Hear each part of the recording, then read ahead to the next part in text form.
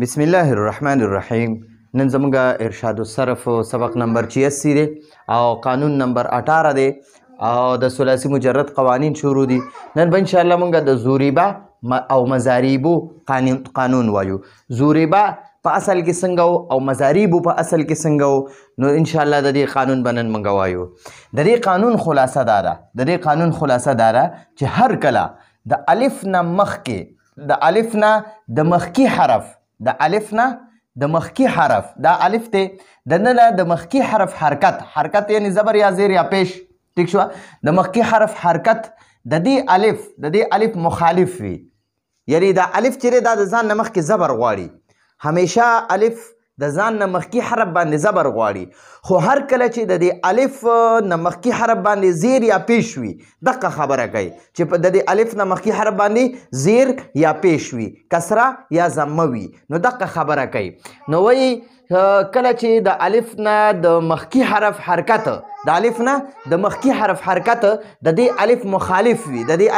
مخالف وي، یعنی د الف نه د مخکې حرف حرکت ضمه یا کسره وي، نو دا الف د دې حرکت مطابق په حرف علت بدلول واجب دي. دا الف نه دی، دا به د دې الف نه چې مخکې کوم حرف وي نو د هغه مطابق، ځکه چې الف ځان نه مخکې حرف باندې زبر غواړي او یا ځان نه مخکې حرف باندې زیر غواړي او واو ځان نه مخکې حرف باندې پیش غواړي. نو اوس دغه موږ ته وایي چې هر کله الف نه د مخکې حرف حرکت ضمه یا کسره وي نو دا الف د دې حرکت مطابق حرف علت بدلول واجب دي. یعنی که چرته د الف نه مخکې حرف باندې ضمه وي نو دې الف نه واو جوړول واجب دي. که د دې الف نه مخکې حرف باندې پیش وي نو د دې الف نه واو جوړول واجب دي. لکه مثلا ګورئ دا ګور د الف ته د نه د مخکې حرف باندې پیش ته، اوس د دې الف نه واو جوړول واجب دي. دا به څنګه بیا جوړو؟ ځکه دا پیش چې دی کنه دا ځان نه وروسته واو غواړي، نو اوس به موږ د دې الف نه دا واو جوړ کو. نو ګورئ دا موږ سره زو شو، دا وګوره دعا دی، اوس موږ سره زو شو، ٹھیک شوه؟ نو اوس دغه خبره کوي وایي د الف نه واو جوړول واجب دي هر کله چې د دې واو نه مخکې حرف باندې ضمه وي، پیش وي. لکه زوریبه دا زوریبه چې دی که نه دا یو زوریبه دا په اصل کې زوآربه. نو ګوره دلته کې د دې الف نه مخکې حرف باندې پیش دی، نو اوس د دې الف نه واو جوړول واجب دي ځکه چې د ده نه مخکې حرف باندې پیش دی او دا پیش ځان نه وروستو د واو تقاضا کوي، دا ځان نه وروستو الف نه پرېږدي، ٹھیک شوه؟ دا وایي چې زما نه وروستو دې واو وي، دا پیش وي. نو اوس په د دې الف نه موږ واو جوړ کړو ځکه مخکې حرف باندې پیش دی، نو زو شو او دا زوریبه شو، ٹھیک شو جی؟ د زوآربه نه موږ سره څه شو؟ زوریبه شو. لکه زوریبه چې په اصل کې زوآربه وو،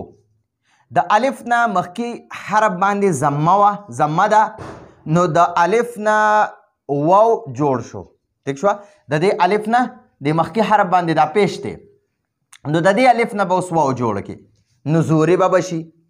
او که چېرته د الف نه مخکې حرف باندې کسره وي، د مخکې حرف لاندې زیر وي، نو د دې الف نه یا جوړول واجب دي. د الف نه به بیا یا جوړه کې، لکه مزاریبو چې دی که نه مزاریبو، دا په اصل کې داسې وګورئ ورته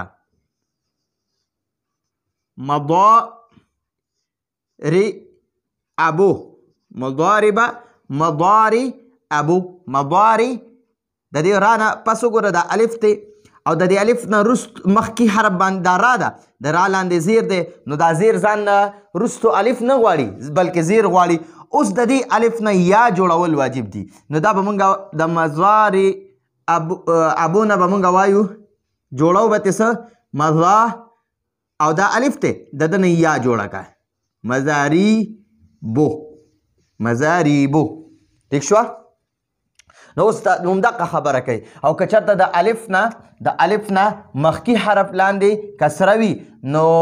د دې الف نه یا جوړول واجب دی لکه مضاریبو چې په اصل کې مضارعبو وو ټیک شو جی دا وګورئ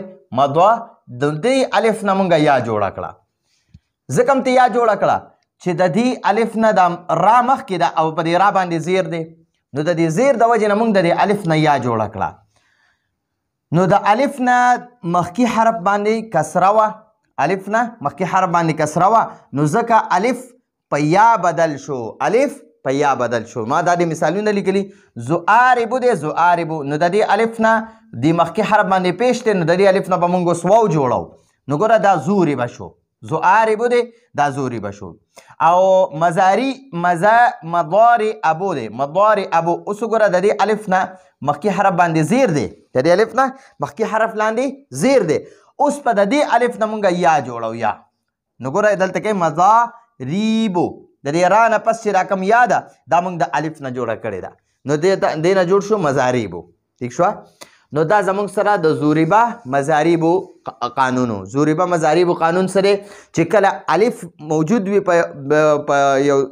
صیغه کې او د هغه نه مخکې حرف باندې پیش وي نو دی الف نه به واو جوړې او کله چې الف نه مخکې حرف باندې زیر وي نو د دې الف نه به یا جوړې ټیک شوه او که د الف نه مخکې حرف باندې زبر وي بیا به الف نه چیړي بالکل په خپل حال باندې به بیا پرېږدي نو دا زمونږ د زوریبه مضاریبو قانونو راتلونکي درس پر اجازه غواړو هذا هو المرام والله اعلم بحقیقة الكلام